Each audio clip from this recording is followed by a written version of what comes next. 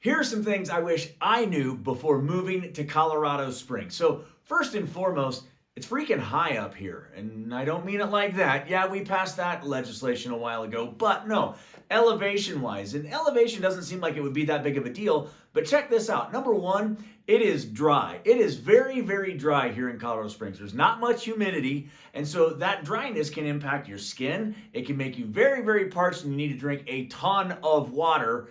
And it overall impacts your body being that dry. So you need to get used to that. Now, granted, that means there's not that many bugs. That's kind of fun, but it's very, very, very dry in Colorado Springs because of that elevation. Next up, the name might imply, altitude sickness. That happens. Now, altitude sickness seems to be super hit and miss for a lot of folks when they come to Colorado Springs.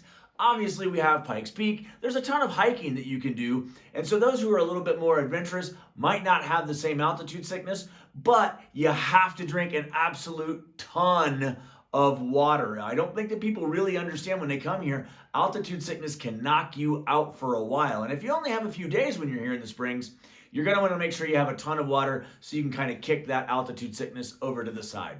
Next up, sensitivity to alcohol. If you are anything like this guy, you like a beverage every now and then. And it's important to understand that the altitude can impact your alcohol tolerance. So you might want to be slowing down on the old alcohol consumption or just keep an eye on it as you do.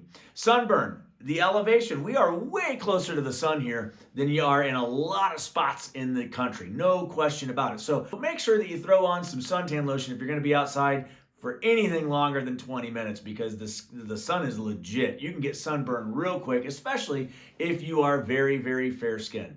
Another thing I wish I knew before I moved to Colorado Springs is the insurance rates. Wow. The insurance rates out here are ridiculous. And it's not just car insurance, it's homeowners insurance too, because we have hail on a pretty regular basis. We have wind on a pretty regular basis. And fires happen on a pretty regular basis out here in Colorado. And so we are what's known as a high-risk state when it comes to homeowners insurance.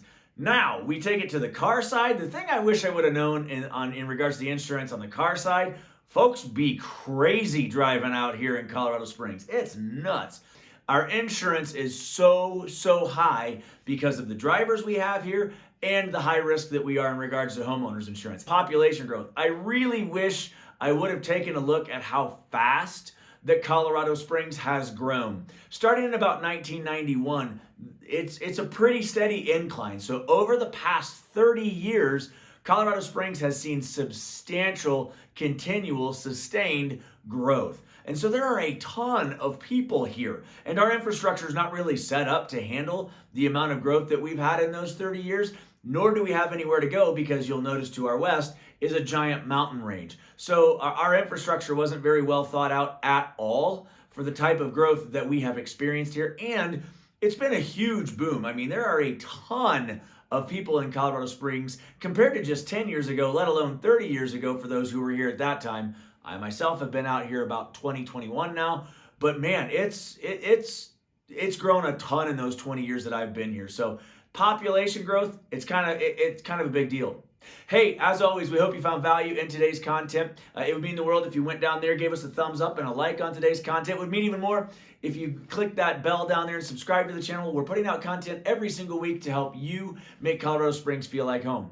If you are thinking about moving to Colorado Springs or the general area, you can go to the description of this video below and click on the relocation guide. It just gives you an idea of some more specific areas here in Colorado Springs that may fit your criteria. And if you want to look at homes or find some other amazing stuff to do here in Colorado Springs, our website is also down there in the description, and that is myfrontrangeliving.com. You can check out all sorts of stuff and fun things to do here in Colorado Springs. As always, thanks so much for stopping by. We look forward to seeing you soon. Have a great day.